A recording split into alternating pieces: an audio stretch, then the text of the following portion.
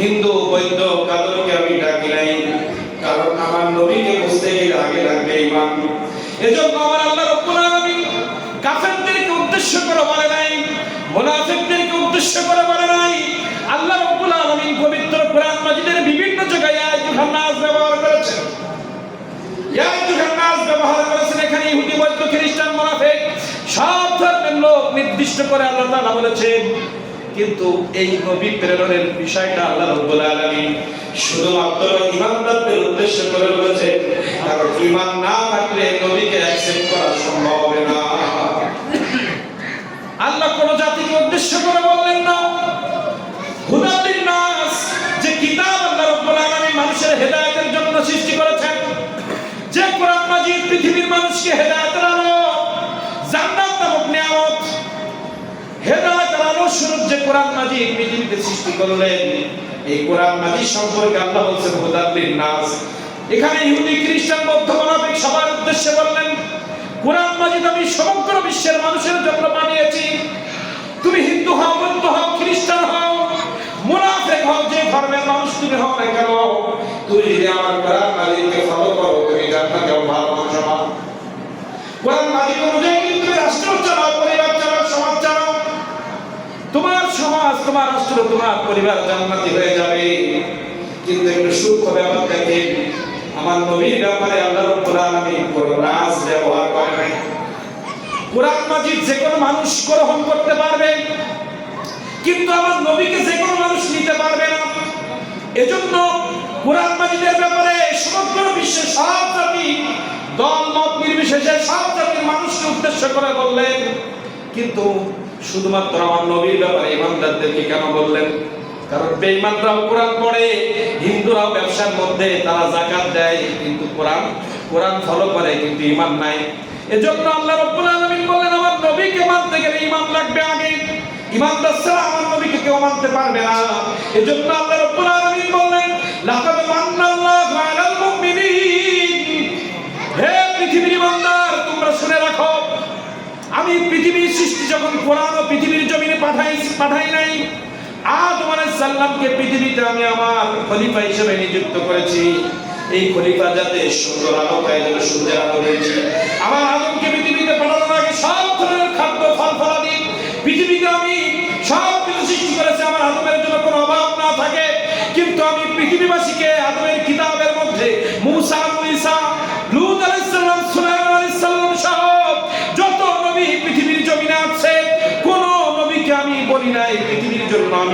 নিয়ামত স্বরূপ অনুগ্রহ করে নবী পাঠিয়েছি। সূর্যের সম্পর্কে আল্লাহ তাআলা বলেন আমি পৃথিবীর মানুষকে বড় অনুগ্রহ করেছি। চন্দ্রের ব্যাপারে আল্লাহ তাআলা বলেন পৃথিবীর মানুষকে আমি বড় অনুগ্রহ করেছি। কোন সৃষ্টি সম্পর্কে সাগর বলি, পাহাড় বলি, গ্রহ নক্ষত্র কোন নবীর ব্যাপারে আমার আল্লাহ রাব্বুল আলামিন বলেন আমি পৃথিবীবাসীকে বড় অনুগ্রহ করেছি। কিন্তু আমার নবীর ব্যাপারে মহান আল্লাহ রাব্বুল আলামিন বললেন এমন একজন ব্যক্তিকে পৃথিবীর জমিনে আমি পাঠাচ্ছি যে নবীর দ্বারা পৃথিবীর মানুষকে আমি বড় উপকার করেছি। লাকাদ মান্নাল্লাহু আমি বড় অনুগ্রহ করেছি, দয়া করেছি আলাল মুমিনিন যারা ঈমানদার তাদেরকে আমি বড় দয়া করেছি। ইসবাসা ফীহিম আমি প্রেরণ করেছি তাদের মধ্য থেকে ইসবাসা ফীহিম রাসূলা একজন মনোনীত রাসূল আমি তাদের কাছে পাঠিয়েছি। ফীহিম রাসূল ইয়াতলু আলাইহিম আয়াতিহি ওয়া ইউযাক্কিহিম ওয়া ইউআল্লিমুহুমুল কিতাবা ওয়াল হিকমা। আমার আল্লাহ রাব্বুল আলামিন বললেন তুমি কুরআন পড়বা, নবী পড়বে, নবীর কাছে এসে শিখবা। নবী না হলে কুরআন বুঝবা না। আমার আল্লাহ রাব্বুল আলামিন বললেন অনুগ্রহ করেছি শুধু আমার নবীকে দিয়ে, চন্দ্র দিয়ে অনুগ্রহ করি নাই। কারণ চন্দ্র গবেষণা করে তুমি আমাকে ভুলে যেতে পারো। চন্দ্র গবেষণা করে মানুষ নাস্তিক হওয়ার সম্ভাবনা আছে। পৃথিবী আমার নবীকে বাদ দিয়ে ব্যবসা করে মানুষের ঈমান যাওয়ার আশঙ্কা আছে। আমার নবীর সুন্নাহ বাদ দিয়ে যদি কেউ ব্যবসা করে ওই ব্যবসার মধ্যে সুদ ঢুকবে, ঘুষ ঢুকবে, পরের সম্পদ আত্মসাৎ ঢুকবে। কিন্তু আমার নবীকে মেনে যারা ব্যবসা করবে ভেজাল দিতে পারবে না। আমার নবীকে মেনে যারা চাকরি করবে চাকরির মধ্যে ঘুষের ফাইলে সই করতে পারবে না। এই জন্য আল্লাহ রাব্বুল আলামিন বললেন লক্ষ কোটি টাকার সম্পদ দিয়ে আমি তোমাদের উপকার করি নাই। কারণ সম্পদের মধ্যে ইবলিস হস্তক্ষেপ করতে পারে। তোমার চাকরির বড় শেয়ার দিয়ে আমি তোমাকে উপকার করি নাই। কারণ এই চাকরি শেয়ারে বসে তুমি অসৎ ঘুষ লেনদেন করতে পারো। ব্যবসা শেয়ার দিয়ে আমি উপকার করি নাই, কারণ ওই ব্যবসা যদি হারামভাবে পরিচালিত হয় আমার কাছে অ্যাকসেপ্ট হবে না। ওই ব্যবসা করে তোমাকে জাহান্নামে যাওয়া লাগবে। কিন্তু আমি একজন নবী তোমাদেরকে দিয়েছি যে নবীর কদমে আসতে দেরি, জান্নাত ওয়াজিব হতে দেরি হবে না। পৃথিবীর কোন সৃষ্টির ব্যাপারে আল্লাহ বলি না আমি তোমাদের অনুগ্রহ করেছি, কারণ আমার নবী বাদে আপনি যে পথে হাঁটবেন কোন পথ জান্নাতের পথ নয়। তাই যদি হতো সিদ্দিক আকবর, ওমর ফারুক, ওসমান গনি রাদিয়াল্লাহু তাআলা আনহু পারতেন ওপরওয়ালা আল্লাহ রাব্বুল আলামিনের গোলামি করে তারা জান্নাতের সার্টিফিকেট পাইতে পারতেন। পৃথিবীর সব গোলামিকে ভুলে গিয়ে আমার নবীজির কদমে এসে তারা জান্নাতের সার্টিফিকেট পেয়েছে। ঠিক এই সাহাবীদের আদর্শ আমাদেরকে প্রমাণ করে দেয় পৃথিবীর কোন সংস্কৃতির মধ্যে, কোন ব্যবসার মধ্যে, কোন চাকরির মধ্যে, কোন সংস্কৃতির চরিত্রের মধ্যে জান্নাত নাই। চরিত্র অর্জন করে যদি জান্নাতে যেতে চান নবীর চরিত্র ফলো করতে হবে। আদর্শ মেনে যদি আমরা কেউ জান্নাতে যেতে চাই নবীর আদর্শ ছাড়া কোনো আদর্শ নাই। ব্যবসা করে যদি জান্নাতে যেতে চাই নবীর আদর্শ অনুযায়ী ব্যবসা করতে হবে। নামাজ পড়ে যদি জান্নাতে যেতে চাই নবীর তরিকায় নামাজ লাগবে। যাকাত দিয়ে জান্নাতে যেতে গেলে নবীর তরিকায় যাকাত লাগবে। হজ করে জান্নাতে যেতে গেলে নবীর তরিকায় হজ লাগবে। পিতামাতার খেদমত, স্ত্রী ভরণ পোষণ, সন্তানকে লালন পালন করে যদি আমি আদর্শ বাবা হতে চাই, আদর্শ স্বামী হতে চাই, সব কিছু আদর্শ শিখতে হবে মুহাম্মদ রাসূলুল্লাহর কাছে। এজন্য আল্লাহ তাআলা বলেছেন আমি নবী দিয়ে তোমাদের উপকার করেছি। সব কিছু দুনিয়ার যা কিছু আছে সব নবীর কাছ থেকে শিখতে হবে। আর আমার নবী বলেছেন আমি ইন্তেকাল হয়ে যাব, আমার কিতাব ইন্তেকাল হবে না, আমার আদর্শ বিলীন হবে না। মুসা আলাইহিস সালাম কবরে, কিতাব কবরে, ঈসা আলাইহিস সালাম কবরে, কিতাব কবরে। ঈসা আলাইহিস সালাম আদর্শ নিয়ে তিনি ঘুমিয়ে আছে। মুসা আলাইহিস সালাম দুনিয়াদারি করেছেন, তার কিতাব এবং আদর্শ নিয়ে মাজারে ঘুমিয়ে আছে। কিন্তু মুহাম্মদ রাসূলুল্লাহ ঘোষণা সাল্লাল্লাহু আলাইহি ওয়াসাল্লাম ঘোষণা দিয়েছেন আমি মাজারে থাকবো, আমার কিতাব থাকবে জমিনে, আমি থাকবো মাজারে, আলেম ওলামা হক্কানি ওলামায়ে কিরাম থাকবে জমিনে, তাদের কাছে যাইবা আমাকে পেয়ে যাবা। সুবহানাল্লাহ। আমরা মনে করতে পারি নবী করিম সাল্লাল্লাহু আলাইহি ওয়াসাল্লামকে আদর্শ হিসেবে আল্লাহ তাআলা পাঠিয়েছেন বড় নিয়ামত, উনি তো নাই। উনি ঘোষণা দিয়ে গেছেন উলামা ওয়ারাসাতুল আম্বিয়া, হক্কানি আলেম হচ্ছে এই সমাজের নেতৃত্ব দেবে আমি যেভাবে দিয়েছি।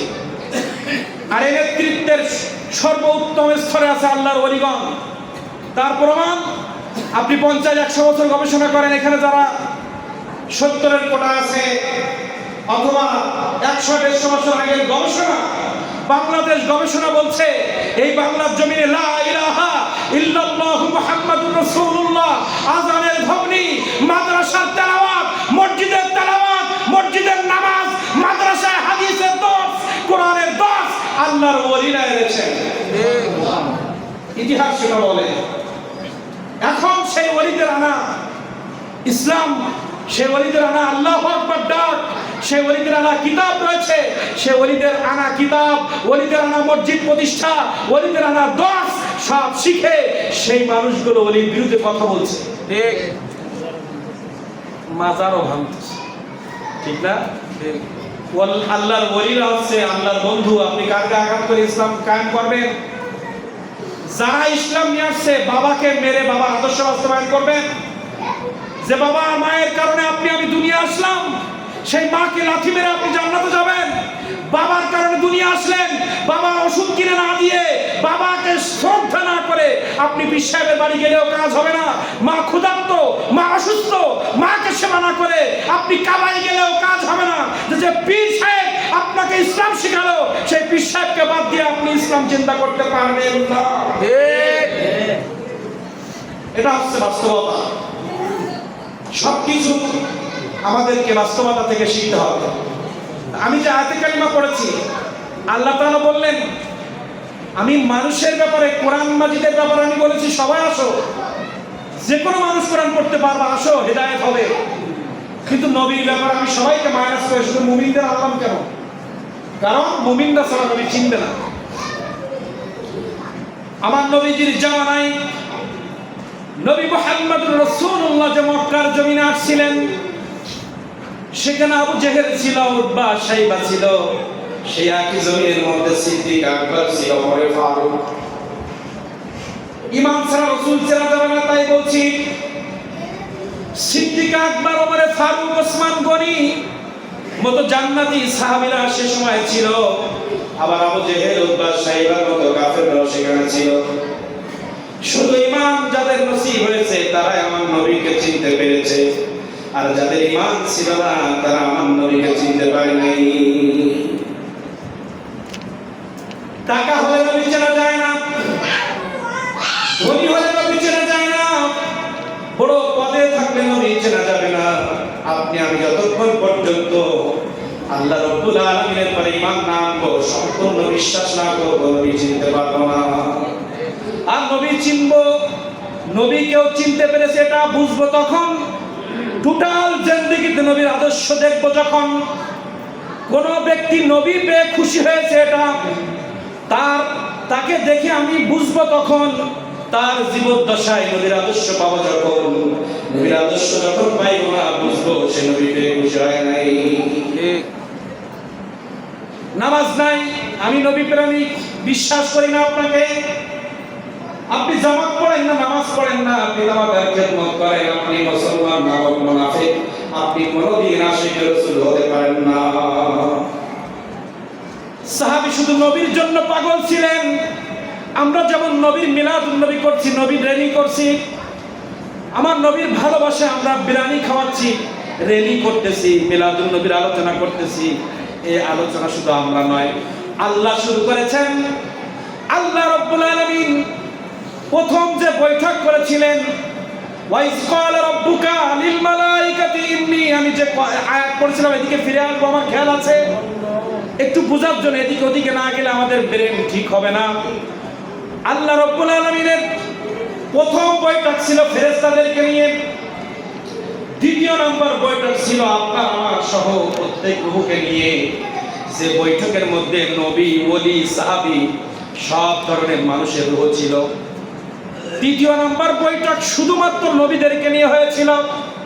কোরআন মাজিদের ভিতরে এই তিনটা বৈঠকে সূরা বাকারায় আছে ফেরেশতাদের বৈঠক, সূরা আলে ইমরানের মধ্যে নবীদেরকে নিয়ে বৈঠক হয়েছে, এই আয়াতে মুবারাকা আছে। সব কোরআন মাজিদের মধ্যে প্রথম যে বৈঠক হয়েছিল, আল্লাহ রাব্বুল আলামিন বললেন, ওয়া ইয ক্বালা রাব্বুকা লিল মালাইকাতি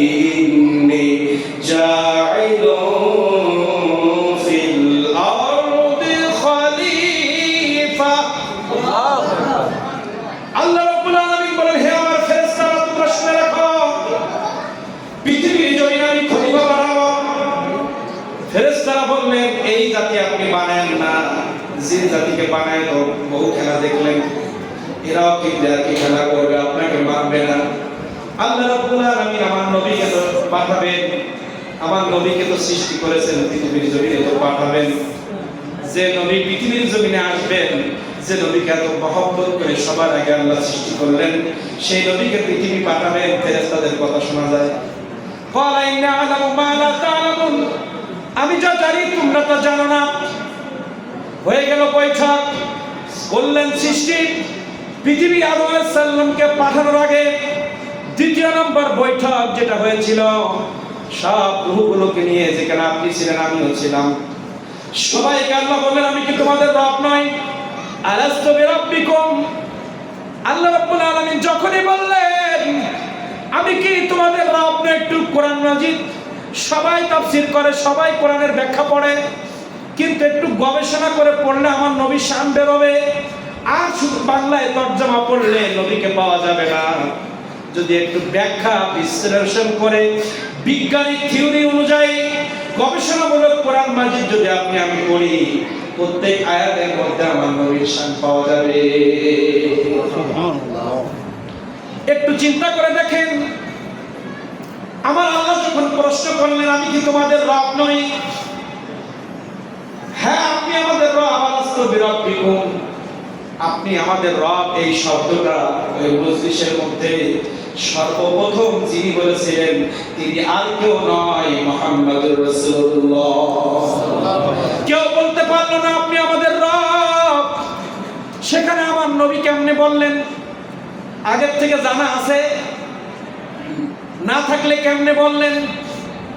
এবার আসেন তৃতীয় বৈঠক, সূরা আলে ইমরান। আল্লাহ রাব্বুল আলামিন বলছেন সেখানে শুধুমাত্র 1,24,000, মকদ্দরে 2,24,000 লোক ছিল, আর কারো লোক নাই। ওয়াইযা খাযাল্লাহু মিসাকান নাবিয়্যিন, আল্লাহু আকবার। মহান আল্লাহ রাব্বুল আলামিন বলেন ওয়াইজ আখাযাল্লাহ, হে মুহাম্মদুর রাসূল, আমার নবীর সাথে গল্প করতেছেন। হে নবী, আপনি দুনিয়ায় এসেছেন রবিউলের 12 তারিখ, আপনি এখন 40 বছর পরে কোরআন পাচ্ছেন, কিন্তু আপনার মিলাদ আমি আসমানে করেছিলাম। সেই মিলাদের আয়াতটা আমার নবীকে গল্প করে করে আল্লাহ তাআলা শোনাচ্ছেন। হে মুহাম্মদুর রাসূলুল্লাহ, স্মরণ করেন। আচ্ছা আমি যদি বলি আবুল হাসান বাবু ভাই স্মরণ করেন 100 বছর আগের সেই স্মৃতি, যখন তিনি দুনিয়া আসে নাই, বললে তিনি কি বলবেন পাগলই গেছে রে? আমার সর্বপ্রতি বলতেছেন 100 বছর আগে, আমি তো আইসি কেমন 40-45 বছর। তাহলে আমার নবীকে আল্লাহ তাআলা বলছে স্মরণ করেন সে সময়ের কথা, কিন্তু যখন নবীকে বলতেছেন তখন প্রেজেন্ট, কিন্তু যখনের কথা বলছে তখন যারা বলছে আমার নবী পরে সৃষ্টি, আমার নবী নবুয়ত পরে, এই পরে সেই পরে, আপনাদের কাছে প্রশ্ন, ওয়াইজ আখাযাল্লাহ, স্মরণ করেন সে সময়ের কথা, তাহলে এখন বলছে সে সময়ের কথা কি করে আমার নবীকে জানবে? ঠিক, যে না জানে তাকে বলা যায় স্মরণ করেন? না, পাগল বলবে না মানুষ? তাহলে আমার নবী কবে সৃষ্টি, আয়াতগুলো গবেষণা করলে পাওয়া যায়। হাদিস পড়ে, এক গ্রুপ আছে শুধু কোরআন মানে, তাদের জন্য আজ। আর যারা শুধু হাদিস মানে কোরআন মানে না, তাদেরও দলিল আছে। আর কোরআন হাদিস কেউ মানে না, তাদের জন্য দলিল আছে। কোরআন হাদিস যারা কেউ মানে না, তাদের জন্য ইতিহাস আছে। কোরআন হাদিস কেউ মানে না, নবীর শান খুঁজে পায় না, ইতিহাস পড়েন। মা আমেনার কথাগুলো, আবু তালেবের কথাগুলো, আব্দুল মুত্তালিবের কথাগুলো একটু গবেষণা করেন, ইতিহাস থেকে নবীর শান পেয়ে যাবেন। ঠিক, যারা শুধু কোরআন মানে সেখানে আছে, হাদিস মানবে সেখানে আছে, কোরআন হাদিস কিছুই মানি না, ইতিহাসে আমার নবীর চরিত্র বর্ণনা করা আছে, কোন দিক দিয়ে খাতা করার কোনো সুযোগ নাই। ওয়াইযা আখাযাল্লাহু মিসাকান নাবিয়্যিন, মহান আল্লাহ রাব্বুল আলামিন বলছেন নবী আপনি একটু ব্যাগের দিকে স্মরণ করেন ওই মজলিসের কথা, যখন আমি আপনার রূহ যখন ছিল, আমি বলেছিলাম ওয়াইযা আখাযাল্লাহু মিসাকান নাবিয়্যিন, 1,24,000 মত করে 2,24,000 এর রূহ নিয়ে আমি যখন বলেছিলাম আখাযাল্লাহু মিসাকান নাবিয়্যিন লামা আতাইতুকুম মিন কিতাব ওয়াল হিকমা, হে আদম, হে নূহ, ঈসা, মুসা, লূত, সুলাইমান আলাইহিস সালাম, তোমরা সবাই আমার নবী। এখানে মুহাম্মদ রাসূলুল্লাহ আছে, আমি সবার সামনে তোমাদেরকে বলতে চাই, আমি তোমাদেরকে কিতাব এবং জ্ঞান দিয়ে পৃথিবীর জমিনে পাঠাবো। খেয়াল করবেন, হে আদম তোমাকে আমি কিতাব দিব এবং জ্ঞান দিব, হে মুসা তোমাকে কিতাবও দিব এবং জ্ঞানও দিব, হে ঈসা তোমাকে কিতাবও দিব জ্ঞান দিব, হে লূত তোমাকে কিতাব দিব জ্ঞান দিব, সব কিছু দিয়ে আমি তোমাদেরকে পৃথিবীর জমিনে পাঠাবো। কিন্তু পৃথিবীর জমিনে পাঠানোর পরে সুম্মা জাআকুম রাসূলা, আমার আল্লাহ জানে কোন নবী জীবদ্দশায় পাঠাবে না, কিন্তু আমার নবীর এখানে শান বাড়ানোর জন্য বলা হয়েছে। আমার আল্লাহ জানে না যে সব নবীর ইন্তেকালের পরে আমার নবী পাঠাবে, কিন্তু ওনাদের কেন বললেন তোমাদের জীবদ্দশায়, হে আদম হে নূহ ঈসা তোমাদের জীবদ্দশায় সুম্মা জাআকুম রাসূলা, একজন নবী যাবে তার নাম মুহাম্মদ মুসাদ্দিকাল লিমা মাআকুম লা তুমিনুন্না বিহি ওয়া লা তানসুরুন্না। হে প্রত্যেক আমার বান্দা নবী, তোমরা স্বীকৃতি দাও তোমাদের জীবদ্দশায় যে নবী আমি পাঠাবো মুহাম্মদ রাসূলুল্লাহকে, তাকে পাওয়ার সঙ্গে সঙ্গে ঈমান আনবে কিনা, সাহায্য করবে কিনা। সুবহানাল্লাহ। ক্বালা আকরারতুম আখাযতুম আলা যালিকা মিসরি ক্বালু আকরারনা, সবাই বললেন আমরা মেনে নিলাম। এই জবান দিয়ে প্রত্যেক নবী বললেন আমরা মেনে নিলাম। আমার আল্লাহ তখন বললেন হে ফেরেশতারা নোট রাখো, তোমরাও সাক্ষী থাকো, এরা দুনিয়ায় গিয়ে যেন আবার উল্টো পাল্টা না করে। সিল মেরে দিলেন আল্লাহ, বলেন ফেরেশতা তোমরা সাক্ষী থাকো, আমিও সাক্ষী থাকলাম। আমার সৃষ্টির প্রত্যেক নবী আমার নবীকে নিয়ে ঈমান আনবে, সাহায্য করবে, তারা স্বীকৃতি দিয়েছে। এজন্য তো নবীর মিলাদ প্রত্যেক নবী বলে গেছে। ঈসা আলাইহিস সালাম কি বললেন সূরা সফের মধ্যে, যিনি শেষে ইন্তেকাল করেছেন সেখান থেকে আমরা প্রথমে যাব। যিনি আমার নবীর আগে সর্বশেষ যে নবীটা দুনিয়ার থেকে যিনি চলে গেলেন, তার মুখের ভাষা, তার কিতাব থেকে কোরআন মাজিদ আনা হয়েছে, সেই আয়াতটা পড়ছি। তিনি কি বলে গেলেন, কারণ তিনি তো রূহ জগতে আল্লাহর সাথে ওয়াদা করেছে আমার জামানায় মুহাম্মদ আসলে আমি ঈমান আনবো, সাহায্য করব। এজন্য তার কওমকে কি বলেছিলেন, ওয়াইদ ক্বালা ঈসা ইবনে মারইয়াম, সূরা সাফের মধ্যে ইমাম সাহেবগণ ফজরে অধিকাংশ তেলাওয়াত করে আমরা করি। ওয়াইদ ক্বালা ঈসা ইবনে মারইয়াম ইয়া বনি ইসরাঈল ইন্নী রাসূলুল্লাহ ইলাইকুম মুসাদ্দিকাল লিমা বাইনা ইয়াদাইয়া ওয়া মুবাশশিরান বিরাসূলি ইয়াতি মিন বা'দি ইসমুহু আহমদ। সুবহানাল্লাহ। ওয়াইদ ক্বালা ঈসা ইবনে, আমার আল্লাহ আমার নবীকে গল্প করতেছেন, কত বন্ধু, কত প্রেম। দেখেন নবী, আপনি দেখেন না ঈসার কথা, ঈসা কেমন ভাবে আপনার মিলাদুন নবী পালন করেছিল, আপনি আসবেন কত পরে, কিন্তু ঈসা আলাইহিস সালাম আপনার জন্ম বৃত্তান্ত বর্ণনা করেছে। আরে জন্ম বৃত্তান্ত মিলাদ এত চুলকানি কেন? আমরা বুঝি না মিলাদ শরীফ কোরআন থাকা লাগবে কেন? আপনার আমার জন্ম কি আছে না, তা আমরা সেলিমের জন্মদিন পালন করেন কেন? সবকিছু কোরআনে পাওয়া লাগবে, আর ঈদ তো কোরআনে আছে, মিলাদ তো কোরআনে আছে, কিন্তু কোরআন হাদিস দরকার নাই। আপনি যদি বলেন মিলাদুন নবী নাজায়েজ, আমি তাদেরকে বলতে চাই আল্লাহ তাআলা বলেন ইন্নামা ইয়ামুরু মাসাজিদাল্লাহ, হে ইমানদার তোমরা মসজিদ বানাও, টাইলস দিয়ে বানাবা না এসি বসাবা না ফ্যান বসাবা না মাইকে আযান দিবা, আমি আল্লাহ বলি নাই। ঠিক বলেছি মসজিদ বানাও, টাইলস বসাইছে না, পূর্ণকলি কি বলবেন, সে তো জম্মের বড় বিধান হয়েছে। কিন্তু টাইলস বানায় মানুষের মনে ভালো লাগতেছে ইসলামের দিকে না খারাপ, এটা বুঝতে হবে। বেদাত শুধু খারাপ দিক না, আমার নবীকে আল্লাহ সম্মান করতে বলেছে। ফাকুল বিফাদলিল্লাহি ওয়া বিরাহমাতিহি ফাবিযালিকা ফালিয়াফরাহু। ফাদলুল ব্যাখ্যা আব্বাস রাদিয়াল্লাহু করেছেন কোরআন, ইসলাম, জ্ঞান, ওয়া বিরাহমাতিহি ডাইরেক্ট বলা হয়েছে, রহমত হচ্ছে আমার নবী, তার দলিল ওয়া মা আরসালনাকা ইল্লা রাহমাতাল লিল আলামিন, আলহামদুলিল্লাহি রাব্বিল আলামিন। সব কিছুর রব আমি আল্লাহ, আর সব কিছুর জন্য রহমত আমার নবী। তাহলে আমার নবী যদি রহমত হয়, ওয়া বিরাহমাতিহি মুহাম্মাদুর রাসূলুল্লাহ। সুবহানাল্লাহ। নারায়ে তাকবীর, নারায়ে রিসালাত, পবিত্র ঈদে মিলাদুন নবী, পবিত্র ঈদে মিলাদুন নবী। রহমত পেয়ে খুশি হতে বললেন কোরআনে, এখন খুশি আপনি কিভাবে হবেন? মসজিদ বানাতে বললেন কোরআনে, কিভাবে বানাবেন? এখানে ফতোয়া নাই।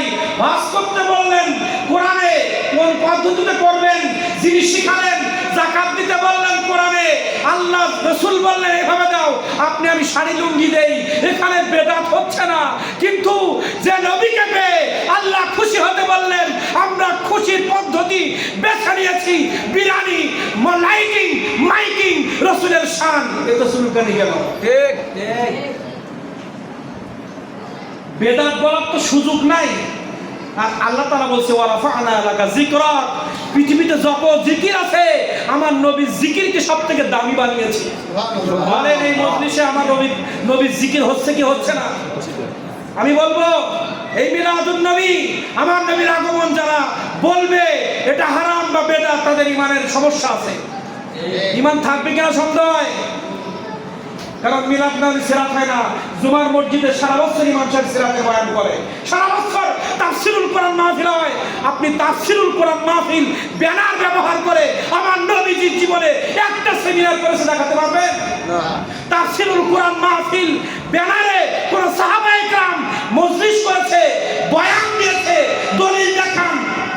কিন্তু মিলাদুন নবী সাহাবায়ে কেরাম করেছে কত দলিল লাগে? ঈদে মিলাদুন নবীর ব্যানার লিখলে চুলকানি হয়, আর তাফসীরুল কোরআন মাহফিল তো বেদাত। আমার নবীজি 63 বছর জিন্দেগি, সাহাবায়ে কেরামের 40 বছর জিন্দেগি, কবে কোন সময় কোন সাহাবী তাফসীরুল কোরআন মাহফিল দিয়ে ওয়াজ মাহফিল দেশে দলিল দেখান? অত সহজ নয় কথা বলতে, বলতে নাই। সিরাতুন নবী আমরা অবশ্যই মানি না? সিরাতুন নবী না মানলে ঈমান থাকবে না, থাকবে না। তাফসীর, কোরআন মাজিদের তাফসীর আমার নবীজি করেছেন, তাফসীরও দরকার আছে। আমরা প্রশ্ন করেছি, এখন এসএসসি পরীক্ষা আমরা অনার্স মাস্টার্স করে তাফসীরুল কোরআন মাহফিলে দাওয়াত নিতে ভয় পাই, আর দাখিল পাস করে নাই, কণ্ঠ ভালো, তাফসীরুল কোরআন মাহফিলের ব্যানারে সে বক্তব্য দিচ্ছে। ঠিক। সাহিত্যকে ইউনিভার্সিটি সার্টিফিকেট দিয়ে ইমামতি চলে না, নকল করে পাস করার আশঙ্কা আছে। হাসরের ময়দানে আল্লাহ রাসূলের কাতারে দাঁড়াতে পারবে তারা যারা রাসূলের তরিকায় শিক্ষা অর্জন করেছে, তারা যারা ওমর ফারুক, ওসমান গনি, আলী ইবনে মাসউদ রাদিয়াল্লাহু সনদে লেখাপড়া না করে ইমামতি করছে, তাদের জন্য নামাজ হবে না। ঠিক। কোন আল্লাহর ওলি, কোন হক্কানি আলেমের অনুমতি ছাড়া তার পিছনে নামাজ হবে না। ফতোয়া দিলাম।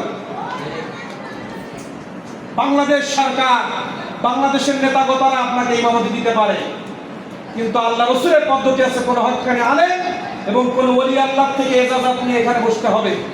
কারণ হাসরের ময়দানে সার্টিফিকেট আল্লাহ দেখবে না, দেখবে আমার নবীর তরিকায় সিলসিলায় লেখাপড়া করেছে কিনা। সিলসিলা কি জানেন?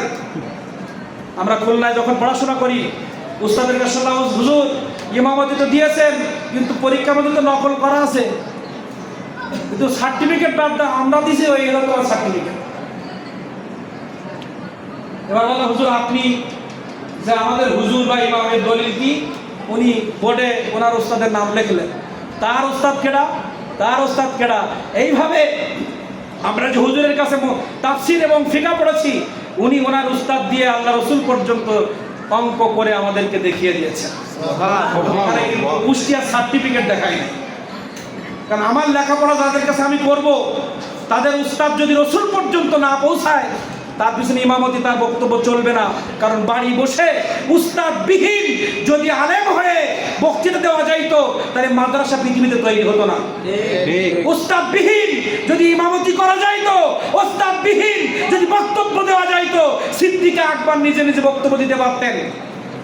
ওমর ফারুক, ওসমান গনি, সমস্ত সাহাবায়ে কেরাম রাসূল কারীম সাল্লাল্লাহু আলাইহি ওয়াসাল্লামের কাছে 10 নিয়ে তারপরে দাওয়াতের কাজ করেছে। ঠিক। উস্তাদ বিহীন দাওয়াত চলে না। এসএসসি পরীক্ষাতে তুমি তাফসীর মাহফিলে ওয়াজ করো, সেখানে ফতোয়া নাই। আর বড় বড় ডক্টরেটরা ইনায়েতুল্লাহ আব্বাসী রাহিমাহুমুল্লাহর মতো বড় বড় যাদের সামনে নাস্তিকরা পর্যন্ত দাঁড়াতে পারে না, আলেম তো দূরের কথা, নাস্তিকরা এমন বেয়ারা প্রশ্ন করে, আমাদের সাতক্ষীরা জেলা, খুলনা জেলা আলেমরা তাদের আল্লাহ আছে প্রমাণ করতে পারবে না। ডক্টর ইনায়েতুল্লাহ আব্বাসীর মতো একজন আলেম এত কিতাব দিয়ে নবী নূর, নবী হায়াতুন নবী জিন্দা, ঈদে মিলাদুন নবী আছে প্রমাণ করে কিতাব দিয়ে সারা বিশ্বের ইন্টারনেট ভরিয়ে দিয়েছে, এরপরে বিশ্বাস করে। ঠিক। যারা বারবার বিভিন্ন বিষয়ে ভালো কাজের দলিল খোঁজে, বুঝতে পারবো যে শয়তান স্থায়ীভাবে লেগে গেছে। আল্লাহ রাসূলের সম্মান এখানে আমি প্রশ্ন করবো কেন? রাসূল সাল্লাল্লাহু আলাইহি ওয়াসাল্লাম দুনিয়া আসছে, কোরআন মাজিদ দিয়ে আমি 1 ঘন্টা আলোচনা করলে আপনারা বুঝতে সক্ষম, কারণ শুধু অর্থ করলে কোরআন মাজিদ বোঝা যায় না। আমার নবীকে পেয়ে মিছিল, মিটিং, মিলাদুন নবীর অনুষ্ঠানেরা কোরআন দিয়ে আমি আপনাদের প্রমাণ করতে সক্ষম হব আমার হুজুর কেবলার ওসিলায়। সেদিকে আজকে যাচ্ছি না। এবং মিলাদুন নবী আল্লাহ করেছেন, সাহাবী করেছেন, এগুলো কোরআন হাদিস দিয়েও প্রমাণ আছে। আপনারা সবসময় ইন্টারনেটে শুনতেছেন, এগুলো শুনতে শুনতে কান জ্বালাবালা হয়ে গেছে। আমরা বরকতের জন্য হাসরের মাঠে যেন বলতে পারি, হে নবী আপনার আগমনে খুশি হতে আল্লাহ বলেছিলেন, কিন্তু এক শ্রেণীর মানুষ খুশিতে বাধা দিয়েছিল, আমরা অমুক মসজিদ থেকে প্রতিবাদ জানিয়েছিলাম। এটাই হতে পারে আমার নাজাতের ওসিলা। এজন্য প্রতিবাদ দরকার আছে কিনা? তা আল্লাহ রাব্বুল আলামিন বললেন, হে নবী, প্রত্যেককে আমি বললাম আমার নবী যদি আসে তোমরা সবাই তার উপর ঈমান আনবে কিনা, সাহায্য করবে কিনা। সবাই স্বীকৃতি দিলেন। তার স্বীকৃতি স্বরূপ ঈসা আলাইহিস সালাম যখন দুনিয়া থেকে চলে যাবেন, তার আগে তার কওমকে বলছেন, ওয়াইদ ক্বালা ঈসা ইবনু মারইয়াম ইয়া বানি ইসরাঈল, হে বানি ইসরাঈল, ইন্নী রাসূলুল্লাহ, আমি ঈসা আলাইহিস সালাম আল্লাহর পক্ষ থেকে একজন নবী, মুসাদ্দিকাল লিমা বাইনা ইয়াদাই, সত্য নবী, মুসাদ্দিকাল লিমা বাইনা ইয়াদাইয়া ওয়া মুবাশশিরাম, আমার ইন্তেকালের পর আমি একজন নবীর সুসংবাদ তোমাদেরকে জানাইতেছি। সুবহানাল্লাহ। ওয়া মুবাশশিরাম বিরাসূলি, আমার পরে একজন নবী পৃথিবীর জমিনে আগমন করবে, যার নাম আসমানে আহমদ আর জমিনের মধ্যে হবে মুহাম্মদ। সুবহানাল্লাহ। ইসমুহু আহমদ, যাকে আল্লাহ বড় আদর করে আহমদ রেখেছেন, কারণ যিনি প্রশংসা করে, যিনি প্রশংসা করে। কারণ আল্লাহ রাব্বুল আলামিনের নূর মুবারক যখন আমার নবীকে সৃষ্টি করেছিলেন, প্রথম আল্লাহর দরবারে সিজদা করেছিলেন, আল্লাহর প্রশংসা করেছিলেন, এজন্য আহমদ নাম দিয়ে দিলেন। আর নবী মুহাম্মদ রাসূলুল্লাহকে দুনিয়ায় মুহাম্মদ মানে তিনি প্রশংসিত হবেন, তিনি আর আল্লাহ না ডাকলে অসুবিধা নাই, তিনি এমনি প্রশংসিত। কারণ বহু জগৎ আল্লাহর ইবাদত করেছে আমার নবী আসমান, দুনিয়ায় এসে নবীর ইবাদত লাগতো না, কিন্তু শুধুমাত্র শ্রেষ্ঠ নবী করার কারণে আমার নবীজি সারা জীবন বাজি রেখে ইবাদত বন্দেগী করেছেন, ইসলাম কায়েম করে গিয়েছেন। আমার নবী নামাজ না পড়লে অসুবিধা ছিল না। আল্লাহর কাছ থেকে শুধু বলেছেন আমার ইন্তেকালের পরে আমার এই উম্মতগুলো জান্নাতে নিতে হবে, এজন্য বিভিন্ন সিস্টেম তৈরি করে দিয়েছেন। নামাজ, রোজা, হজ, যাকাত, এগুলো আমার নবী করা লাগতো না। আমার নবীজি নিজের জুতা নিজে সেলাই করেছেন। আমার নবীজি জানে আমার ইন্তেকালের পরে এই পৃথিবীর জমিন আমার অনেক উম্মত জুতো সেলাই করবে, তাদেরকে যেন কেউ অসম্মান না করে, জুতার পাটা এভাবে মুসির সামনে যেন না দেয়, আদবের সাথে খুলে আদবের সাথে মুসির কাছে যেন দেয়। আমি নিজেও মুসির কাজ করেছি। ঠিক। আমার সারা যদি পৃথিবীতে কেউ বেয়াদবি করে, আমার আল্লাহ সারা যদি কেউ বেয়াদবি করে, কোরআন মাজিদ নিয়ে যদি পৃথিবীতে কেউ বেয়াদবি করে, তাদের বিরুদ্ধে লড়াই করতে গিয়ে আমার উম্মতদের রক্ত ঝরবে। এজন্য বদরে, উহুদে রক্ত দিয়ে আমি উদ্বোধন করে গেলাম। সুবহানাল্লাহ। নারায়ে তাকবীর, নারায়ে তাকবীর, নারায়ে রিসালাত। পবিত্র ঈদে মিলাদুন নবী মুহাম্মদুর রাসূলুল্লাহ যে ইসলাম রেখে গেছে, যে কোরআন মাজিদ রেখে গেছে, এখানে কোনো রক্ত নাই, যুদ্ধ নাই, প্রতিবাদ নাই, এমন কথা আমরা বলতে পারতাম, কিন্তু আমার নবী যুদ্ধের ময়দানে গিয়ে দেখিয়ে দিয়েছে আমি শ্রেষ্ঠ। 18,000 মাখলুকাতের মধ্যে মুহাম্মদুর রাসূলুল্লাহকে আল্লাহ সবথেকে সুন্দর শ্রেষ্ঠ করে তৈরি করেছে। তারপরেও কেন রক্ত ঝরালো? শুধু এই উম্মতের মায়ায় পড়ে। এই উম্মত শেখ জামানায় নবীর ইজ্জত রক্ষা করতে গিয়ে, ইজ্জত রক্ষা করতে গিয়ে, ইসলামকে জিন্দা করতে গিয়ে, কোরআন মাজিদের হককে সমাজে প্রতিষ্ঠা করতে গিয়ে, আমার নবীজির সুন্নাহ প্রতিষ্ঠা করতে গিয়ে আবার যুদ্ধ করা লাগতে পারে। এই যুদ্ধে যেন তারা পিছু না হয়, রক্ত ঝরবে, মানুষ জীবন দিবে। আমার সাহাবীরা জীবন দিয়ে প্রমাণ করেছে, আমি রক্ত ঝরে প্রমাণ করেছি। যারা জীবন দেয়, যারা রক্ত ঝরায় ইসলামের পক্ষে, তাদের মর্যাদা কোনোদিন কমে না। কেন দান নাই শহীদ করবেন একজন শ্রেষ্ঠ নবী, যিনি উহুদকে ইশারা করলে শূন্য হয়, যিনি জমিন থেকে চন্দ্রকে ইশারা করলে চন্দ্র দ্বিখণ্ডিত হয়, যিনি গাছকে ইশারা করলে গাছ গোড়া পেলে উঠে নবীর সামনে আসে, সেই নবীকে এত কষ্ট করা লাগবে কেন? শুধু আমাদের জন্য। আমরা আমাদের স্ত্রীর সাথে ভালো ব্যবহার করব। আয়েশা রাদিয়াল্লাহু তাআলা রুটি বেলতেছেন, বাড়িতে মেহমান, আমার নবীজি রান্নাঘরে প্রবেশ করেছেন। আয়েশা অনেক কষ্ট হয়ে গেছে, আমার কাছে একটু দাও। এত কষ্ট করে দাওয়াতের কাজ করে যুদ্ধের ময়দান থেকে কত ক্লান্ত হয়ে আমার নবীজি বাড়ি আসছেন, এসে রান্নাঘরে গিয়ে বউর কাজে সহযোগিতা করেছে। আর আমরা এসে কি করি? কোনো আদর্শ আছে কোথাও?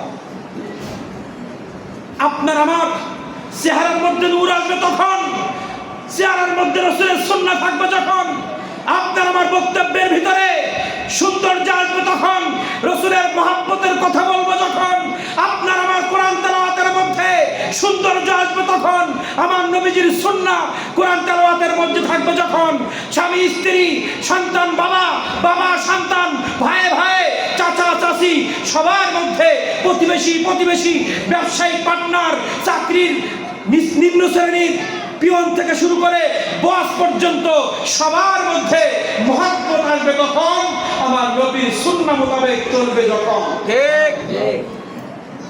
ব্যবসা প্রতিষ্ঠানে সুন্নাহ নাই, কর্মচারীর ঠিক মতো বেতন নাই। খন্দকের যুদ্ধে একজন সাহাবী এসে বলছে, হে আল্লাহর নবী, যুদ্ধের ময়দানে পানি সব শেষ হয়ে গেছে, খাবার শেষ হয়ে গেছে, পেটের মধ্যে পাথর বেঁধেছি।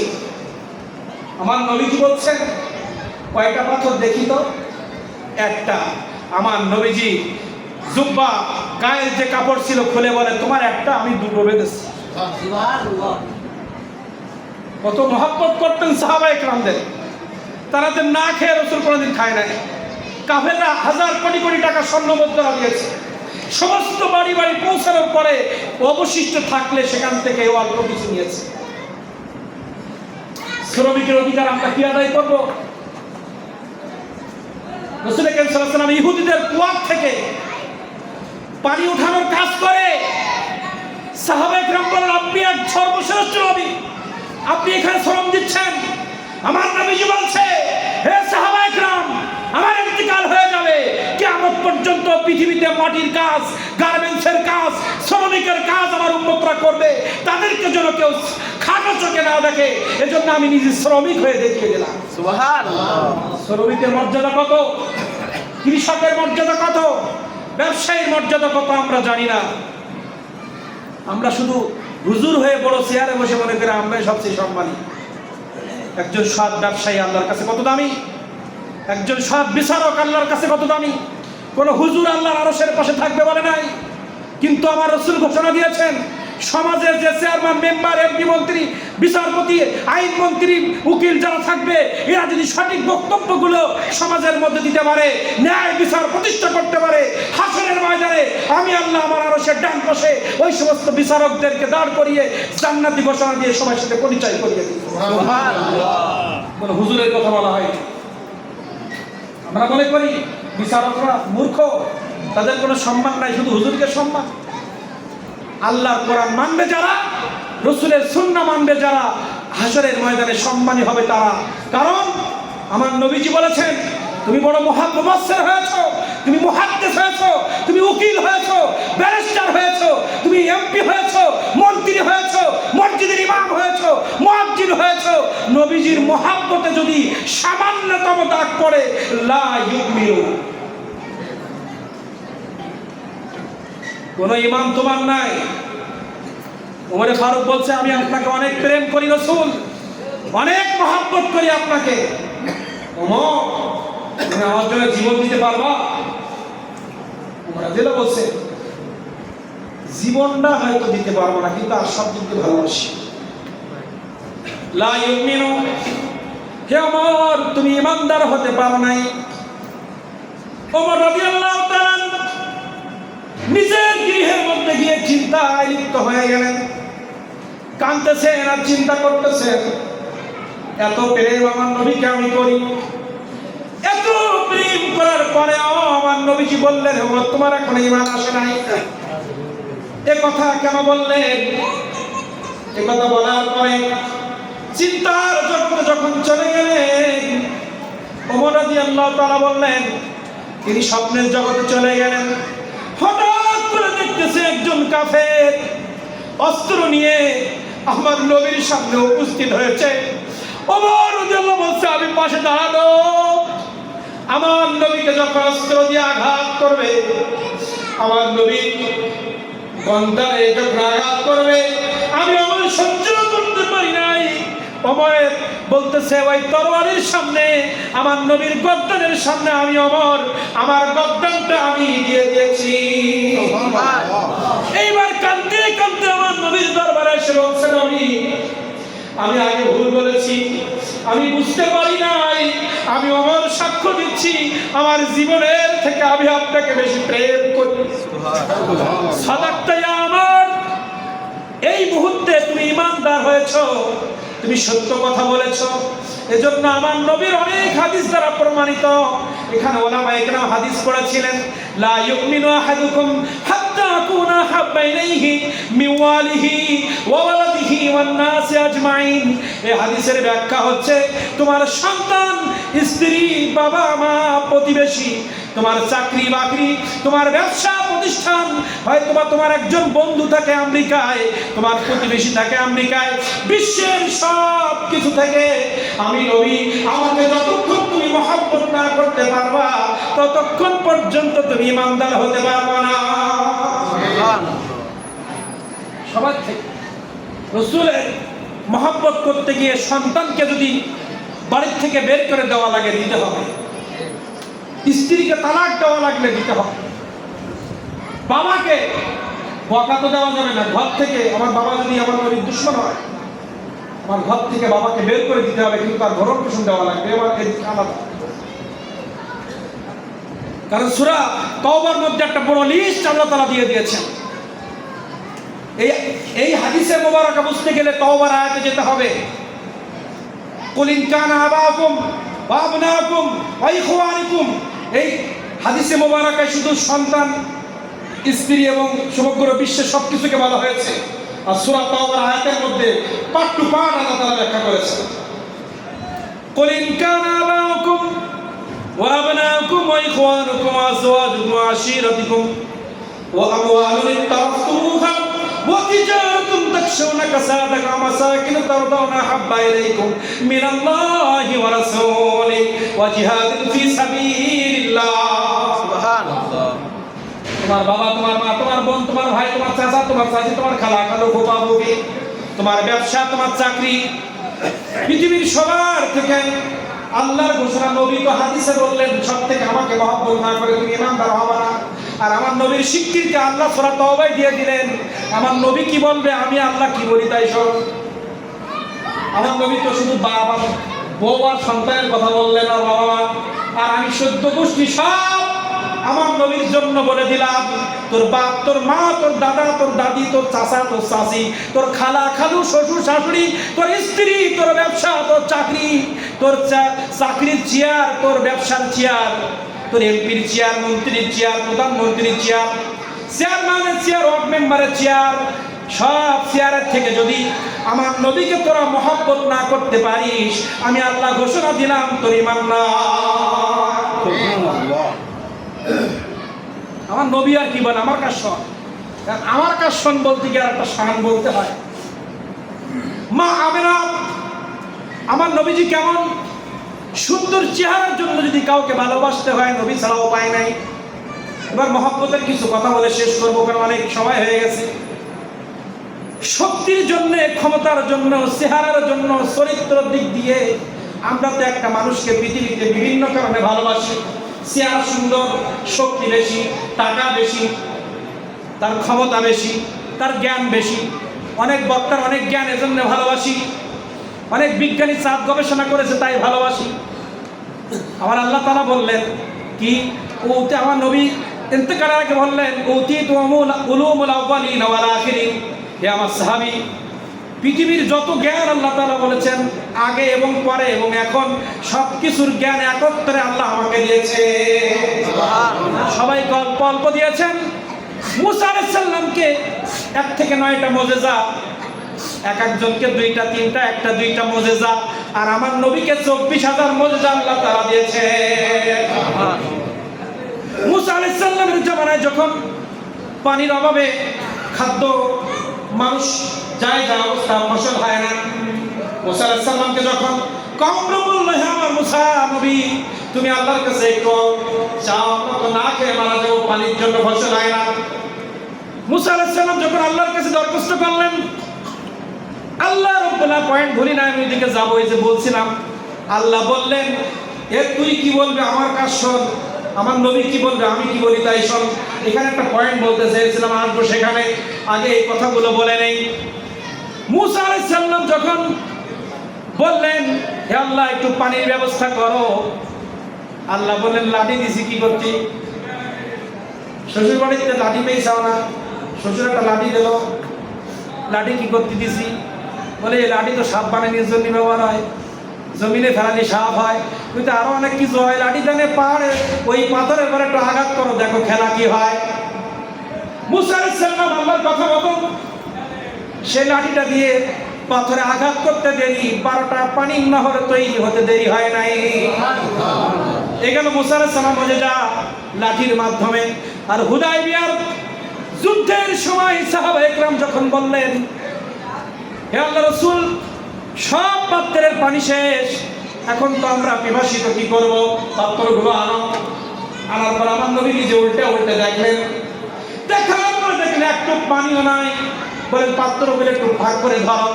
পাত্রগুলো ভাগ করে ধরা হলো।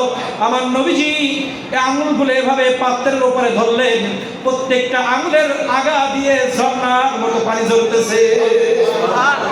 লাঠি লাগে না, চুলের আগা থেকে নখের আগা পর্যন্ত আল্লাহ মুজিজা দিয়ে ভরে দিয়েছে। কোন নবীর থুতু নিয়ে কোনো গল্প নাই, কিন্তু আমার নবীর থুতু মোবারক ফেললে সাহাবায়ে কেরাম মুখে গায়ে মাখার জন্য কাড়াকাড়ি করতে। কোন লাঠি লাগে না, কিছুই লাগে না। কোন বাচ্চার মাথায় যদি আমার নবী একবার হাত দিয়েছে, 7 প্রজন্ম পর্যন্ত তাদের মাথা দিয়ে সুগন্ধ বাইর হয়েছে।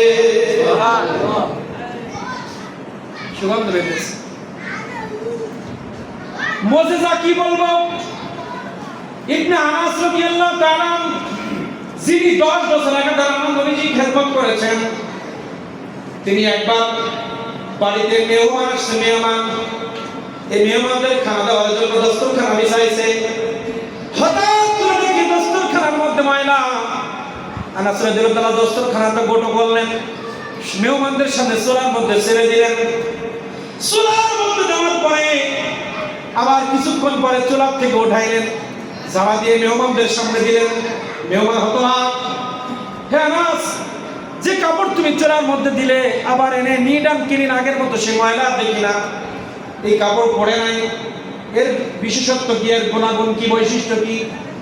আনাস রাদিয়াল্লাহু তাআলা আনহু বললেন, আমার মেহমানরা আপনারা শুনে, আমার নবী একদিন আমার বাড়িতে মেহমান হয়ে আসছিলেন, আসার পরে খাওয়া দাওয়ার পরে এই কাপড়টা আমার নবী হাত মুছেছিলেন।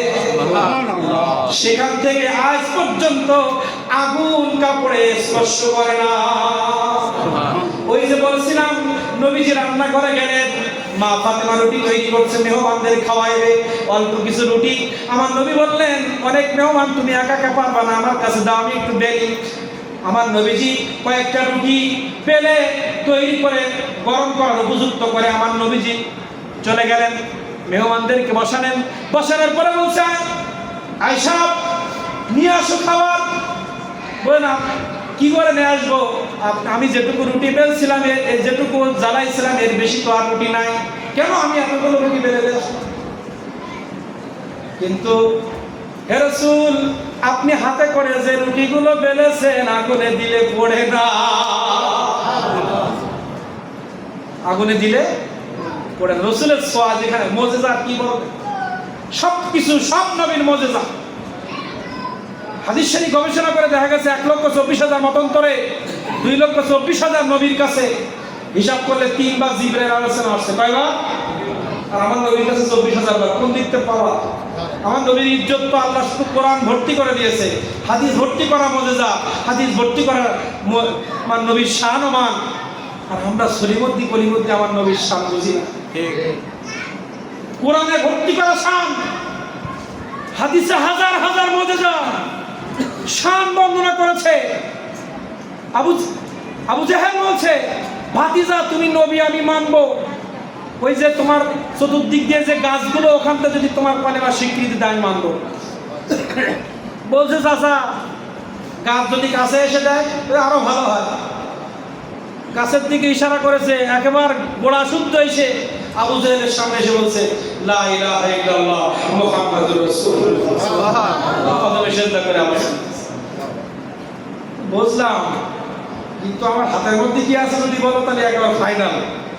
মানে শয়তান যারা, এরা শুধু দলিল খোঁজে। যারা শয়তান তারা রাসূলের মহব্বতে দলিল খোঁজে। কারণ ইবলিস নবীকে মানে নাই বলে সে জাহান্নামী হয়েছে। ঠিক, শুধু হাজার বছর ইবাদত করেও আদম আলাইহিস সালামের একটা সিজদা অস্বীকার করার কারণে জাহান্নামী হয়েছে। আর নবীর চরিত্র বর্ণনা করা, নবীর মিলাদ, নবীর মহব্বত প্রকাশ করার জায়গায় এসে দলিল খুঁজো।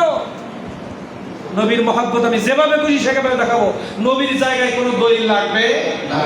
ওয়া রাফা'না লাকা যিকরাক, আল্লাহ রাব্বুল আলামিন বলছে পৃথিবীর জমিনে আমার নবীর জিকিরের উপরে কোনো দামি জিকির নাই, যেটা ইয়া আইয়ুহাল ইন্নাল্লাহা ওয়া মালাইকাতুহু ইউসাল্লুনা আলান নবী, এই তোরা আমার নবীকে কি সম্মান করবি? মুজারে আমি সৃষ্টি থেকে আমার নবীকে সম্মান করেছি, এখনো করছি, কিয়ামত পর্যন্ত করব। পৃথিবী কিয়ামত হয়ে যাবে, পৃথিবীর সবাই আমার নবীকে ভুলবে, কিন্তু একদল ফেরেশতা আছে কিয়ামতে বিচারের আগ পর্যন্ত তারা দুরূদ ভুলবে না। ঠিক, তোরা কি সম্মান করবি?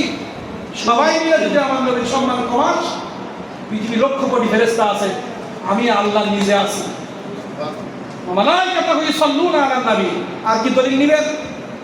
নবীর মহব্বত দেখানোর কোনো দলিল নাই, যা করবেন সব জায়েজ। কি নবীর মহব্বত আমি যে কায়দায় করব, দাঁড়াই করবেন, বসি করবেন, সব দলিল কোরআনে আছে। মিছিল মিটিং করবেন, যা করেন, নবীর শানে কোনো দলিল লাগবে না।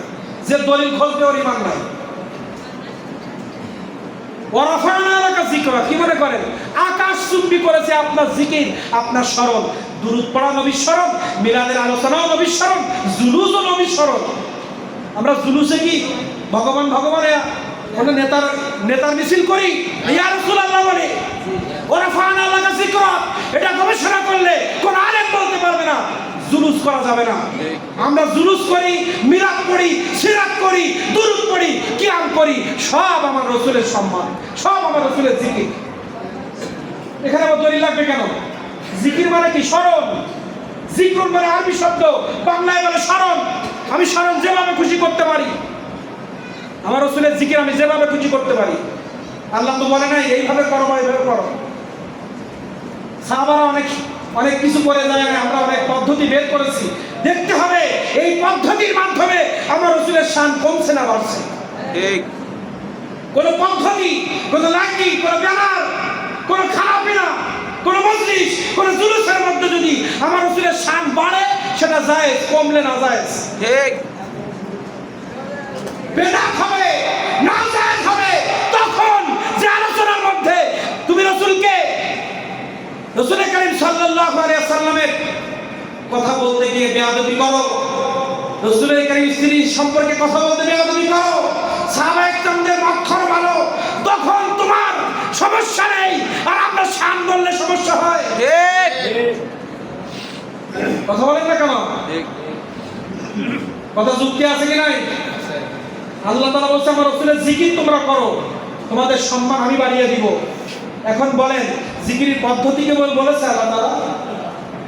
নবী একটা জায়গায় বলছে আমি দুরূদ পড়ি তোমরা পড়ো, সম্মান করো, তাসলিমা, সম্মানের সাথে সম্মান করো।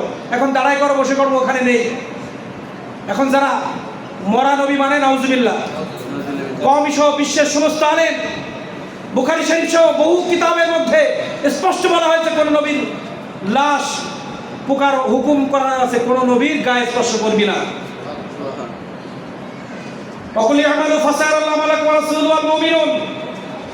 আল্লাহ তাআলা স্পষ্ট ঘোষণা দিয়েছেন পৃথিবীতে যত আমল তোরা করিস আমি আল্লাহ যেমন দেখি, আমার রাসূল দেখে, ওলি আল্লাহরও দেখে। আপনি কিভাবে বলবেন রাসূল দেখে না? মাজারে সবকিছু টের পাচ্ছে। রাসূলকে সম্মান করার জন্য হাজির নাজির দলিল নয়, রাসূলকে সম্মানের জন্য হাজির নাজির দলিল নাই। কোরআনের আয়াতে আল্লাহ বলছে আমার নবীকে সালাম দাও, নবীর দুরূদ পড়ো। এখানে বলে নাই আসলে পড়ো তো বাস। এমন একটা শব্দ এখনো পড়ো, আমি এখনো পড়ছি, পরেও পড়বো, তোমরা এখনো পড়ো, পরেও পড়তে হবে। আমার প্রশ্ন হচ্ছে, যদি মনে করেন নবীকে সম্মান করা যাবে না, তাহলে আপনি বললেন কোরআনও মানা যাবে না। ঠিক। নবী মাজারে গেছে, নবীর আদর্শ নিয়ে যায় নাই। প্রত্যেক নবী তার আদর্শ নিয়ে, তার কিতাব নিয়ে মাজারে আছে। আমার নবীও মাজারে আছে, কিন্তু তার আদর্শ, তার কোরআন নিয়ে যায় নাই। কোরআন রেখে গেছে মানে কোরআনের আয়াত যদি কিয়ামত পর্যন্ত থাকে, রাসূলের দুরূদ ও সালাম কিয়ামত পর্যন্ত থাকবে। ঠিক।